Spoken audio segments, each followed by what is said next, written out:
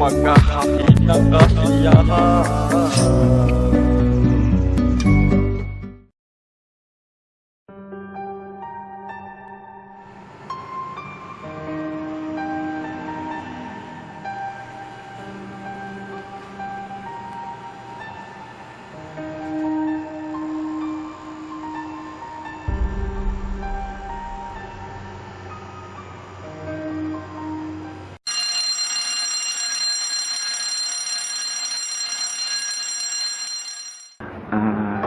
Ngayong oras na to, mga alas 10 na yata, alas 10 ng gabi, hindi namin inaasahan na biglang tumunog yung alarm. So yung mga tao dito ay nagpanik.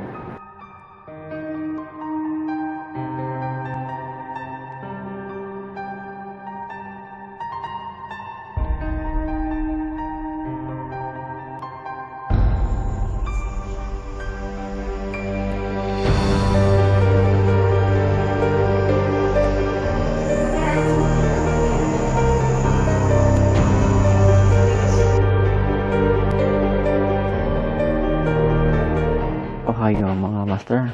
So ngayon tayo ay nandito sa bahay at mamaya ay diretso na kami sa hospital. Alas 10 pala ng ng gabi. Tumunog yung alarm. Tapos nagpanik kami. Akala namin may sunog. So lumabas ako. Nung lumabas ako, nagtakbuhan yung guard, mga nurse, napunta rin sa sa area namin kung saan kami nakalagi. So yun, nung chinik ko naman, wala naman ako makita na umuusok ganon or naninigarilyo, wala naman. Nagulat na lang yung mga gwardiya ng hospital na doon mismo sa may amin, sa may labas ng room, meron kasi doon yung nadedetect yung yung usok. Pagka oras na nadetect yun, tutunog na yung alarm sa buong hospital yon. So ganun na nangyari. So nung tumunog yun, ang nanay ko kasi nervyosa yan, hindi niya alam ang gagawin niya hanggang sa tumaas yung dugo, nanginig, tapos halos muntik na ring makonfine dahil nga sa yung siyempre nervyos, umakit yung dugo mo hanggang sa naninigas na yung kamay, paa, ganun. So siyempre sa kaming mga anak niya, to the rescue rin. Minasage ko yung kamay niya, paa niya, at sabi ko sa kanya na huwag mong isipin yun. Nagkamali lang. May dumaan siguro masamang espiritu, kaya tumunog yun. So yun. Siyempre ako kinabahan din naman. Wala namang hindi kakabahan sa ganung tunog. Kapag may narinig kang fire alarm, automatic may sunog yun. Automatic mag-panic ka na talaga. Pero yung nangyari kasi kagabi, wala namang nangyari talaga. Tumunog lang yung alarm na hindi namin alam. So yun. At sinabi ko dun sa mga nurse na okay na po ba? Wala na po bang mangyayari? Kasi yung nanay ko masyadong nervyoso to pagdating sa mga ganyan. Lalo yung pamangkin ko nasa masamang kondisyon pa or inuubo at hindi pa pwedeng mailabas. So kamaster, dito na ako sa hospital. Diretso na kami sa room ng pamangkin ko.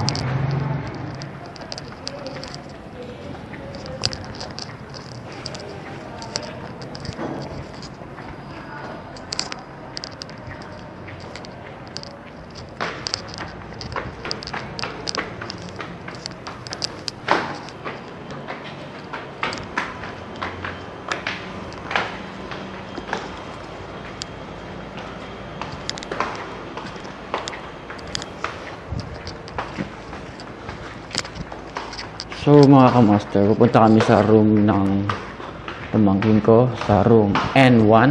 So ito yung bagong gawa lang ito eh.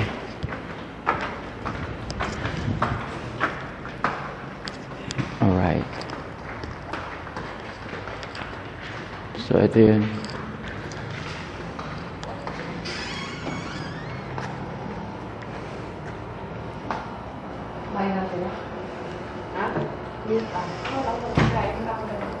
Ba't patay ilaw?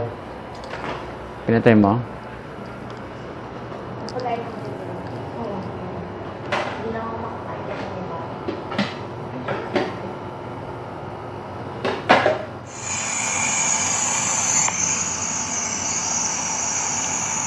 Magaling ka na, bebe koy. Magaling na ikaw. Uwi na tayo. Ano pinapanood mo? O, ikaw yan, oh. Oh.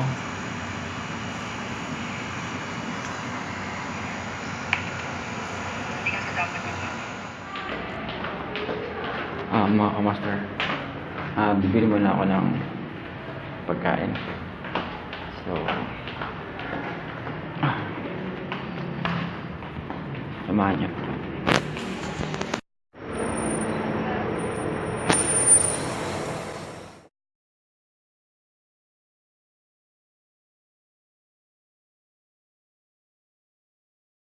So, mga master, ako'y bumili ng pagkain. Naglakad lang ako dahil medyo malapit lang yung bibilan kong pagkain.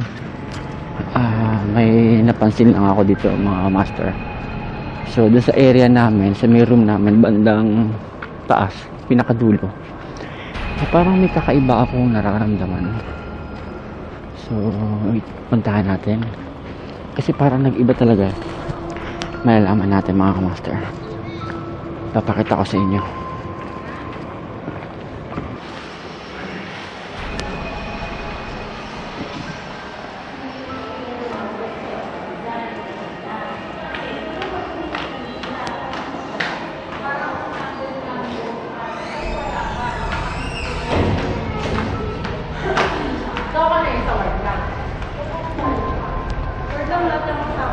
So, dito tayo punta. Basta ang nangyari ganito, mga kamaster, pag oras na umakit na ako dito, nag-iiba yung screen, parang nasisira yung LCD. So ganun, ewan, check natin.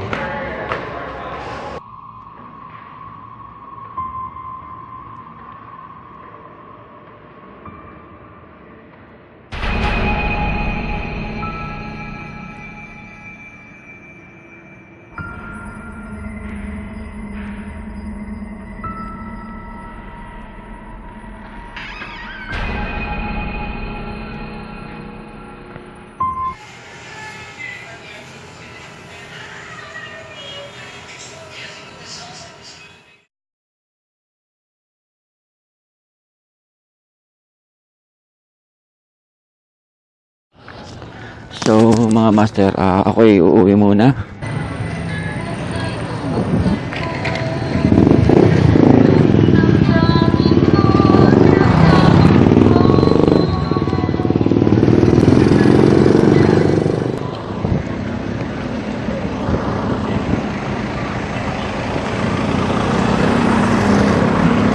So kung makikita nyo, master, ito lang yung hospital, oh, dyan. Tapos kung nakikita nyo yung banda roon, bago sumapit yung tulay na yan, kakaliwa ako. Then pag kumaliwa na ako, malapit na dun yung bahay namin. So kung familiar kayo dito sa lugar na to at nadaanan nyo na to, ay alam nyo na kung saan nakatira si Master J.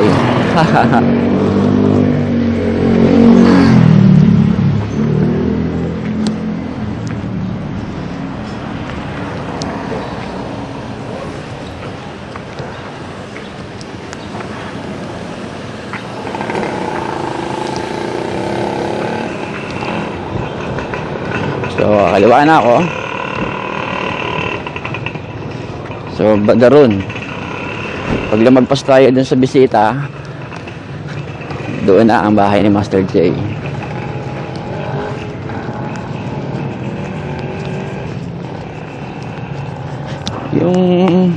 Kung nagtataka kayo, mga kamaster, kung bakit ako naglalakad ngayon, una, nasira kasi yung motor ko. So, tinamad ako magpagawa ngayon dahil siyempre kailangan ako dun sa ospital. Walang mautusan doon. Mga kapatid ko may mga trabaho rin yan.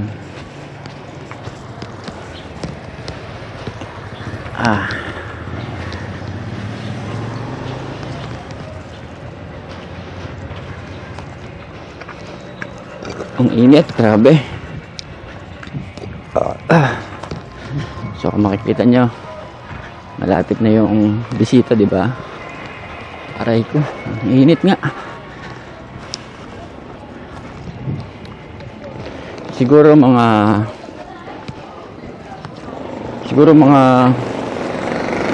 50 step nandun na ako sa bahay namin, sa kinatatayuan ko na to. Sige, patayin ko nga muna ito, malulubat na ako.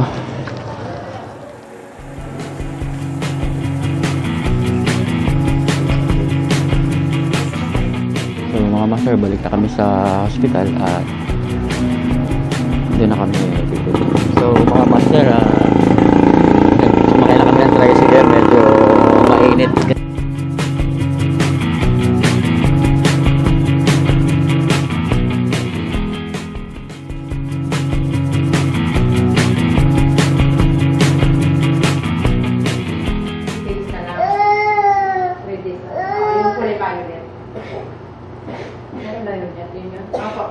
Bakit?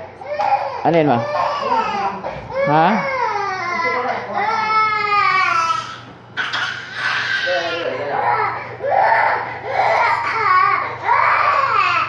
Kukunin ko na yung bill sa baba at check natin kung magkano inabot.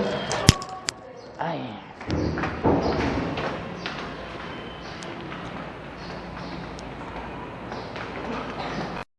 Mamaya ko na lang pala kukunin yung bill dahil kakain muna kami. So may lakad tayo ngayong araw na to. Bibili lang naman tayo ng pagkain at dahil nagugutom na kami.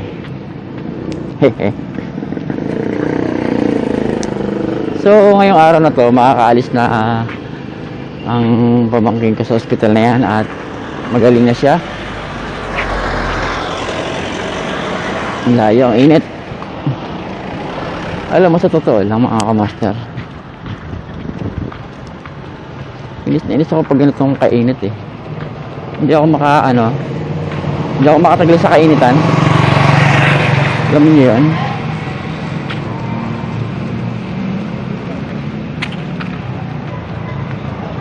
Hello mga master, ngayon kami ay lalabas na dito sa hospital. Pero ang totoo dapat niyan kahapon pa lang nakalabas na kami.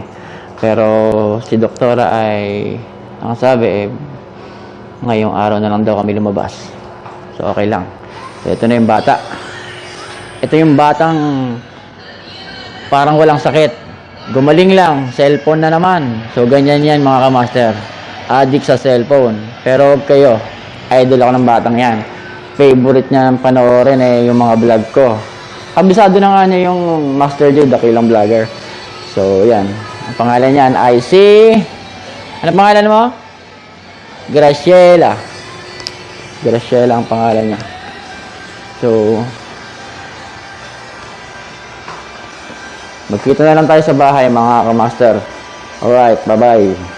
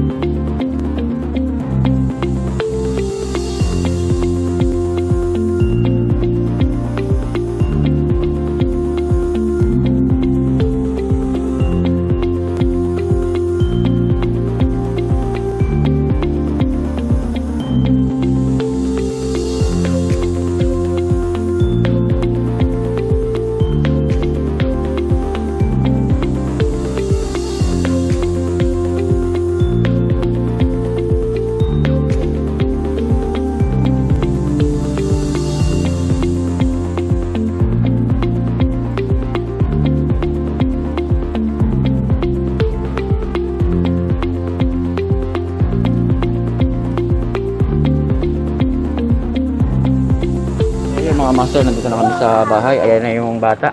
At okay na siya ulit. So, ako ay papahinga na muna. Master J, dakilang vlogger. Master J, bigyan vlogger.